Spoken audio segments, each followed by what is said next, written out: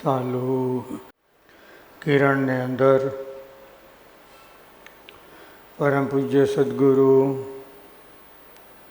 જોગી સ્વામીની વાતો સાક્ષાત સવિતા ભાગ 1 કિરણ 90 અને પોઈન્ટ નંબર 3. સામા ભગવાનના ભક્તમાં ગુણ દેખાય તો આપણે એને સજાતી, ભગવાનના ભક્તમાં અવગુણ દેખાય તો આપણે બરાબર ને. દૂધ છે એમાં સાકર ભળે તો મીઠાશ આવે, ગુણ આવે, પણ એમાં નિમક નાખો તો શું થાય? બોલો, મજા આવે? એ વિજાતી કહેવાય. દૂધની અંદર ખાંડ નાખો, સાકર નાખો, જે નાખો એ સજાતી કહેવાય.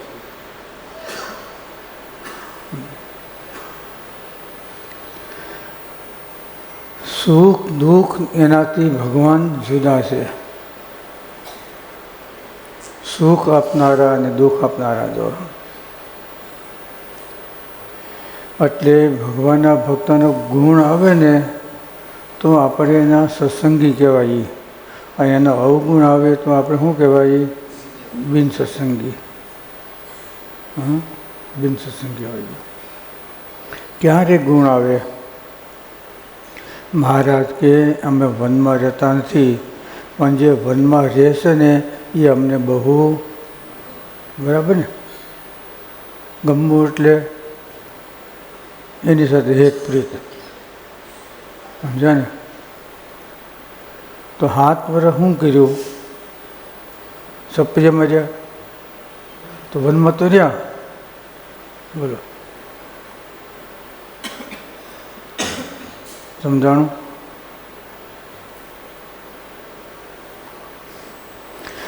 અમે વનમાં રહેતા નથી, પણ વનમાં રહેશે ને એ અમને બહુ ગમે છે.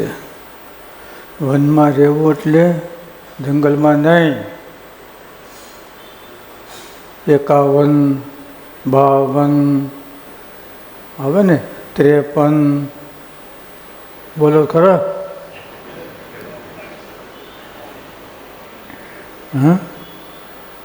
1 થી 25 બાળ અવસ્થા, 25 થી 50 સંસાર, 51 થી 75 વન, અને તે પછી છે સંન્યાસ આશ્રમ, આશ્યાર આશ્રમ કહેવાય.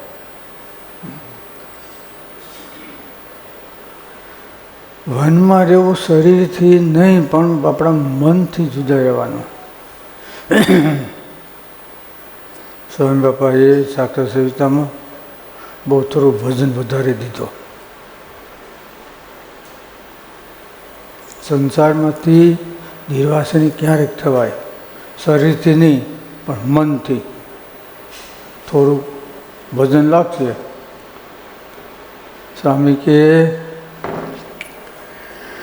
મનમાં એમ ધારો કેવું કે તું મારી નથી ને હું તારો નથી. શેમાં કહેવાનું? મનમાં, સાંભળતા નહીં. હા, સ્વામી બાપાએ વજન દીધો. આ એની છે ને મોટાઈ. આમ ખબર પડી?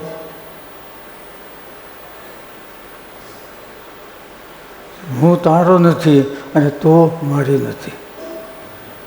1 વાર કયો, 2 વાર કયો, એમ કરતાં કરતાં કરતાં બધું ખોટું થઈ જાય.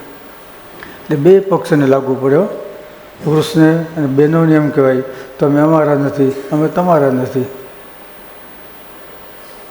2 પક્ષને લાગુ પડે. જેને ભૂખ લાગી હોય એને ખાવાનું, ભૂખ ન લાગે એને માટે જવા દેવાનું. હા, સ્વામી કે જેને ભગવાનના ધામમાં જવું હોય એને માટે 2 પક્ષ એ સાવધાન રહેવાનું છે. 1 પક્ષ નહીં. તમે ઢોકળા બેઠા છો, એવા શેટા બેઠા છે નહીં. પણ છતાંય સ્વામી કે મર્યાદા છે ને એ પ્રત્યક્ષ છે. ભગવાનની મૂર્તિ મર્યાદા મૂકો એટલે પરોક્ષ થઈ ગયું. જેટલી મર્યાદા એટલું પ્રત્યક્ષ છે. સ્વામી કહેતા તમે અહીંયા આવી અને માથું મારો પગમાં, અને જે આનંદ થાય એટલા બૈરાઓ બહારથી મહિમાથી દર્શન કરે ને તો એને એટલું સુખ આવે.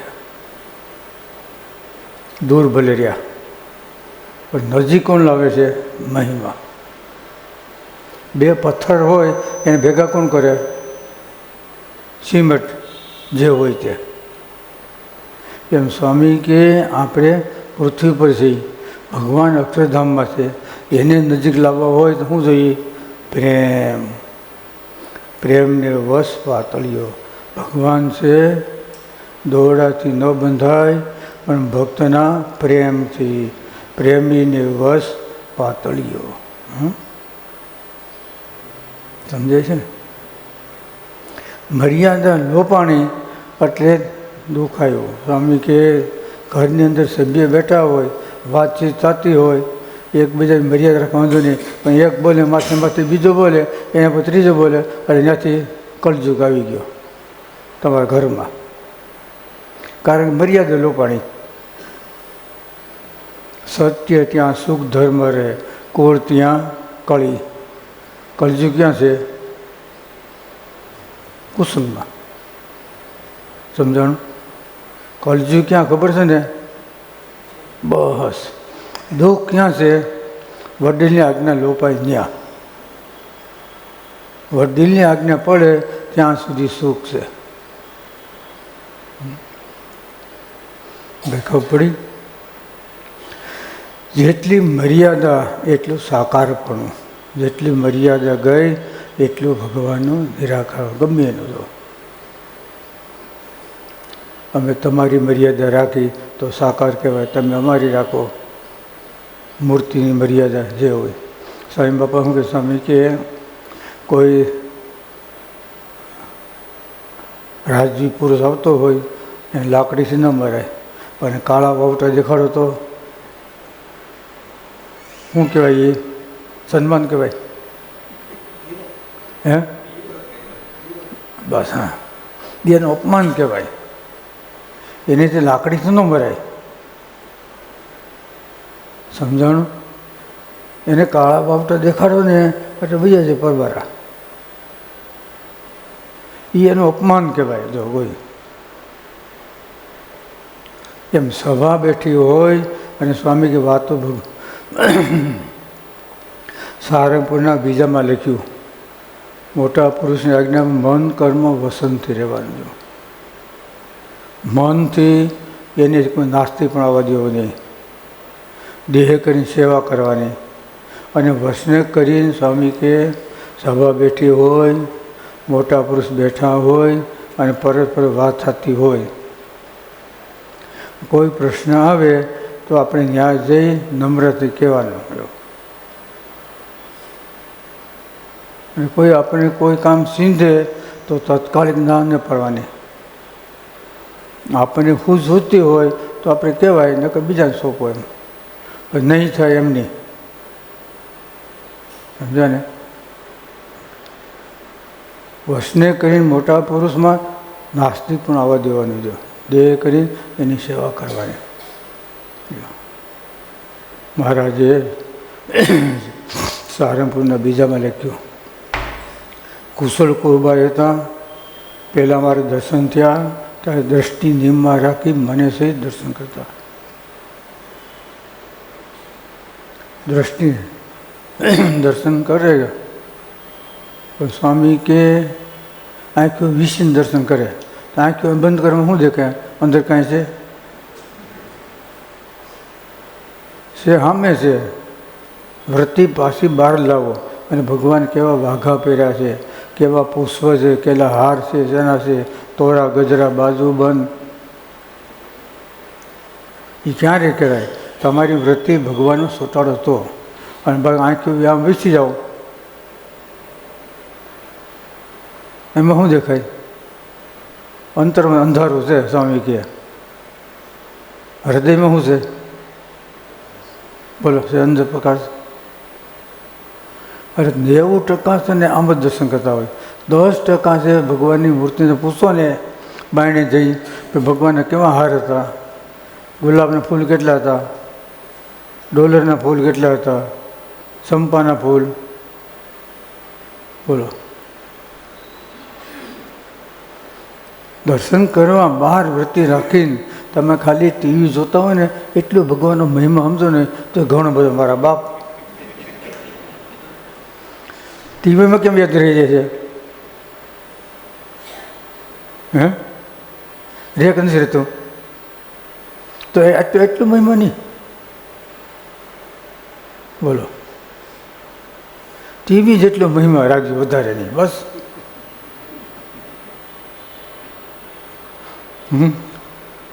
બીજું શું કેવું તમે કહેજો. હાલો, મુખ્ય સમાચાર ફરી એકવાર આવે ને, પહેલાં આવી જાય, પાછા આવે ને બીજી વાર.